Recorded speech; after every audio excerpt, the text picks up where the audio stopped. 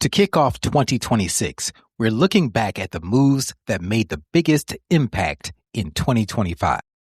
These are the moments you replayed, shared, and sent to your team.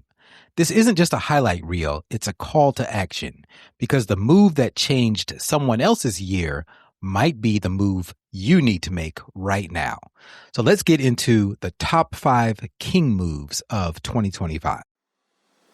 Welcome to King Moves. In chess, the king moves one step at a time, but that single move can change everything. Each week, we explore mindset shifts and simple actions that could lead to the next breakthrough in your business and life. I'm your co-host, Ethan King, from Atlanta, Georgia, USA, entrepreneur, TEDx speaker, and best-selling author of Wealth Beyond Money. And I'm your co-host, Justin King, no relation to Ethan, from Cape Town, South Africa, entrepreneur, speaker, and business growth strategist. Our journey crosses continents and cultures as we think out loud, challenge assumptions, and uncover the small moves that create big momentum. Welcome to King Moves. Let's start the conversation. Have you ever felt like quitting? This moment from Justin reminds us what happens when you don't quit. If you remember, Justin ran 10 marathons in 10 days back to back. So here's a clip from episode 68. You are stronger than you think. 10 marathons is quite a lot. 10 marathons is, your body takes a bit of a pounding, and there's a lot of time to feel sorry for yourself. And getting into marathon, it was really around marathon number 5 where I was struggling, and it was hot. I mean, it's doing this in South Africa in February. February is one of our hottest months as well. So I timed it really well. It's one of the hot months. And there were a lot of moments where I was like, you know what, this just sucks right now. Like it's hot. My ankles sore, my knees are sore. I'm on a dirt road in the middle of nowhere. There's no one around. Luckily, I had my parents seconding me. You tap into the retirees who've got the time to do it. So they were amazing. So I had them seconding me, but there were long stretches where I was just on my own. And the more I went through those moments, the more clear it became to me is just be patient. It's almost treated like mindfulness, because that moment of, I don't want to call it despair. I don't think I was ever in despair, but that moment of discomfort, that moment of self-doubt where, geez, I don't think I can get to the end of today. I'm certainly can't. I don't think I've got another 4 or 5 of these in me. And all these thoughts go through your mind. That what I realized is you just got to be patient with it. Just think about, okay, well, next goal is just going to be, I'm going to get to the next stop. I'm going to get to the next stop. I'm going to sit down. I'm going to have something nice and cold to drink, change my socks. And generally, once you're back on the road, your perspective has shifted. Now you get to a bend, there's novelty. Now there's an ocean view, or you see a river, and all of a sudden you're thinking to yourself, you know what? I actually don't feel that bad. I can definitely get to the end of today. And if I get to the end of today, yeah, I've got another 2 or 3 or 4 or 5 of these in me for sure. So it was just being patient with yourself in those moments of self-doubt and discomfort. And generally they're cyclical. You come out on the other side of it.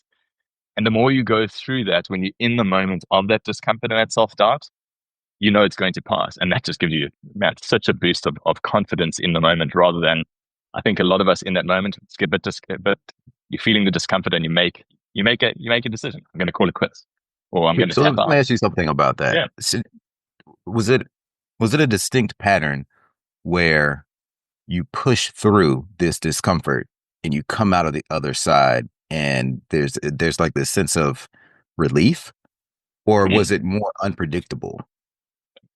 I wouldn't call it relief. It was a sense of, in the moments of discomfort, I was able to take a sense of comfort, knowing the fact that I'll come out on the other side of this feeling okay.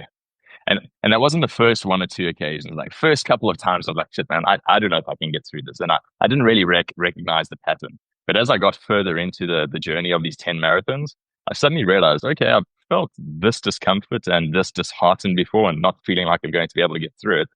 But I do also remember just this morning, I was feeling super excited, super pumped. The body was feeling okay. I was excited about the route that I've got. I definitely felt that I had 6. So I was like, okay, I see.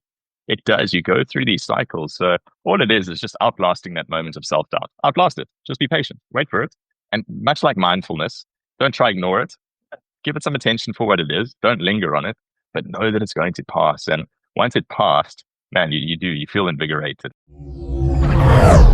Pressure reveals who's prepared and who's just hoping. This is from episode 104. Are you really prepared or are you just winging it? Even in my talks, I do that there's so many things that could go wrong. I'm teaching AI for 4 hours. The internet, and there are over 100 people in the room. So everybody's hitting the Wi-Fi at the same time. The internet could go out. It could get bottlenecked. The sound could go out. Microphones could go out. The screens. Yeah. There's so many things that I have to be prepared for. And I can't just be like, well, I'm not going to be like, oh, well, guys, sorry, the internet's out. We can't continue because it's an AI talk. I am prepared to where if all the power went out, if there were electromagnetic pulse and no one had power and we were sitting in the dark, I would keep talking and teaching you AI. You just need to remember what I say so that when the power does come back, you can go back to your computer and type in the prompts and stuff. But I have it so dialed in that I can stand there and talk for 4 hours. I know my material so well that I can talk to you in the dark and teach you about AI in the dark for 4 hours. And I think that's a good level of preparation. Yeah, I would agree with that. Yeah, it's having the assumption that something will not go according to plan. You don't need to fear AI. You need to reframe it. Here's a perspective shift from episode 101, Stop the Slop, How to Use AI Authentically. So I believe in using it as a thought partner and blending your authentic influence with the AI of ChatGPT or whatever LLM you're using. But I think we should reframe it and think about it like this. Because what we're essentially talking about when it comes to LinkedIn content, we're talking about ghostwriting. Everybody now has a ghost, right? Exactly. And that frowned upon. Most of the time, you don't even know you're watching ghost written material. Let's go take AI out of the equation. Your favorite TV show that you watch probably had a room full of writers, not just one person, but there's a writer's room. There might be 100 people working on a show, collaborating to write the material. Screenwriters, they do that. You know, you have groups, people collaborating, getting feedback. You have editors chiming in. You have authors of books. Some of the biggest authors who are published have ghostwriters, and you don't even know. So, but we're used to consuming that content. But now that AI has come out, it's facing a lot of criticism. But if you think about it like a ghostwriter, because AI has learned from humans, it's just like having a team of human ghostwriters. But you have to make sure that team of humans is on the same page and is aligned and is speaking in the same voice, and they understand the character development, and all of that has to be in play. What's the audience of your life screaming at you to do? This most impactful moment from episode 91 hits really hard. It's titled, Why You Keep Playing Small. I heard this question the other day, and it really caused me to think and reflect.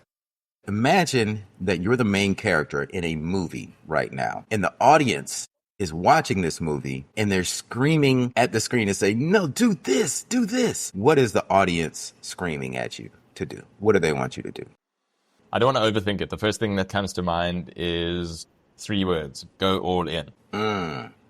And we've spoken about it a few times. It's really niching down and narrowing down where I want to position myself as a coach, where I want to position myself as a speaker. In my personal life, in my relationship, we're making some big decisions as well. So that's a big 3 words: go all in all of those things. And it's because there will always be that little imposter syndrome. Is it the right time? Are you ready? Are people going to laugh at you? Can you back it up? All these things. I've got the evidence. We've spoken about that as well. I believe I've got my stack of evidence to say, yes, I can do all of these things. So I think they would be screaming to go all in. What I'm picturing is, I don't know if, as a kid, if you ever used to watch a play at school, and if it was adults often acting for young children, they would act silly in front of the audience and say, where's the person I'm looking for? And all the kids would shout, they're over there. Or they went that side of the stage and they're hiding over there. That's what I'm picturing now, what the audience would be pointing. Do that. Go there. Go all in there. Yes, you've got it. That's where they are there. I've seen it. That's what the evidence is pointing. It's head in that direction. So I can't be too much more specific than that. It would be go all in. That's what I would hear. Yeah. I mean, thanks for answering that. I mean, it's a deeply personal and reflective question. So I'm really posing it to our listeners. Think about it for yourself. For me, it would be build your own stages, know your worth, And the reason I think the audience would be screaming that to me is because I'm often promoting other people and other organizations. And I think I'm really good at it. And I'm more comfortable doing that than I am putting myself out there, which is, as you know, like something I've stepped into very recently in the past few years is making myself the product, Ethan King, versus it's easier for me to hide behind another product or another brand and to promote that. But when it's me, then it's a whole different ball of wax. I mean, it is just, there are a lot of insecurities that pop up and things like that. But that's why I think that the audience would be screaming, do it. Like, know your worth, build your stages, promote yourself, your name, and don't hide behind others. So that is what I'm working on now after this question has been posed to me. It's like really, well, I guess like you, like going all in on that. If you're listening to this, take a moment, think about it for yourself as well. What would the audience be screaming, and take action on that. Not all AI is created equal. And Justin breaks it down really clean in episode 92, what ChatGPT 5 means for you and your business.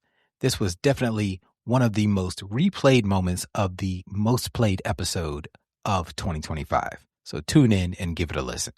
A lot of conversations I have with clients is just people are feeling overwhelmed about where to start using AI. So my whole thought process was, how do we reduce some of that overwhelm and give them somewhat of a framework to use when going through their business and looking how to implement it? So you can critique me on whether you think this is a good starting point. You're also allowed to say whether it's pretty shit, Ethan. You the expert here. So the 4x1, so the first type of AI is artificial intelligence. So that's what we've been referring to. So that's it. But then when you go through your business, and the first thing that you look for is authentic intelligence. So where currently in my business is our human people, brain power, where is that still required?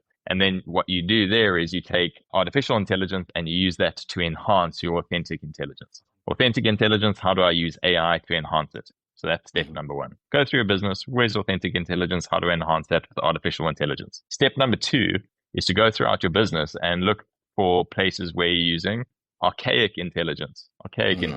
So where am I using outdated methods or very clumsy? It's very labor intensive, and that's all archaic intelligence. So now, how do we take AI? How do we use AI to replace archaic intelligence in our business? And then lastly, the last type of AI is what I'm calling acceptable intelligence. So where are we using things in our business currently that are actually okay? The processes are not terrible. They're not costing us anything currently. And what we need to do there is leave them as they are for now, because guaranteed that we've got to come back around to those, and they're possibly going to fall into the archaic intelligence quadrant at some stage. So that's my kind of thought process around how do we reduce some overwhelm. It's look for authentic intelligence, use AI to enhance it. Look for archaic intelligence, use AI to replace it. And look for acceptable intelligence and leave it as is for now and come back around and work through it. So what do you think? I think it's a good framework. Let me sit on it for a little while and see if there's anything missing there. But I think you covered it all just right off the surface. But let me give it a little bit more deeper thought. See, just like AI, sometimes I need longer time to think deeply about something. Just don't come back hallucinating and spreading a whole bunch of rubbish, please. I love it. But yeah, I think that's a great framework to definitely start with. I mean, yeah, a lot of us have archaic systems that we're dealing with, legacy systems like I was just talking about. But I really, what jumps out at me right now is that acceptable quadrant. Because sometimes we just have to accept like, hey, maybe this just isn't the time to try to automate this particular process yet, or try to apply AI to this thing right now. If it's not broke, don't try to fix it. You know, just let some things, it's okay to let run, because a year from now there may be a better solution where the timing is better to now implement AI. Sometimes you can be ahead of your time. I always use the example of Webvan. I don't know if you all had this in Africa. Okay, so I think it was around the year 2000, very early years of the internet, during like the .com boom, there was this company called Webvan, and you could order groceries through the internet. You go on a website and you order groceries, and they had all these vans all around the U.S. called Webvan, and they would bring the groceries to your door. Well, this was during a time where now that sounds normal, right? I mean, we order through Instacart all the time. I can't remember the last time I've been to a grocery store because it's 2025. But 25 years ago, a lot of people were still hesitant about putting their credit card information into the World Wide Web. So Webvan went out of business. They were just too early. And now their technology is widely adopted. You have lots of resources where you can do the same thing. And the infrastructure is there. Now we have mobile phones, but they were just way ahead of their time. So even if you look inside of your business, there may be some things where it's just too early to implement and you got to be okay. So out of your quadrant, like that part really, really resonated with me, that it's acceptable to just leave this as is for right now. So with that in mind, what is the king move that we're going to wrap this one up with? Well, obviously for me, the king move is go get your copy of ChatGPT to double your business in 90 days if you don't have it already. If you do already have it, if you bought it through my website, ethanking.com, then you already got the update in your inbox. It comes automatically to you every time we update the book. You get an email from my website that says, hey, here's the latest version. If you didn't get it through my website, if you get it on Amazon or somewhere else, just flip open on page 4 of the book or somewhere in the beginning, there's a QR code where you can scan that QR code to get updates sent to you. That's a wrap for today's episode of King Moves. Quick favor before we go. If this episode made you think differently or helped you see your next move more clearly, take 30 seconds and leave us a review. It helps the show reach leaders who need these conversations. Remember, in chess, like in business, one right move can change everything. Take today's action step, make your move, and build momentum. And if you found value in today's episode, share it with someone who's ready for the next breakthrough. Don't forget to subscribe so you never miss our weekly conversations. Until next time.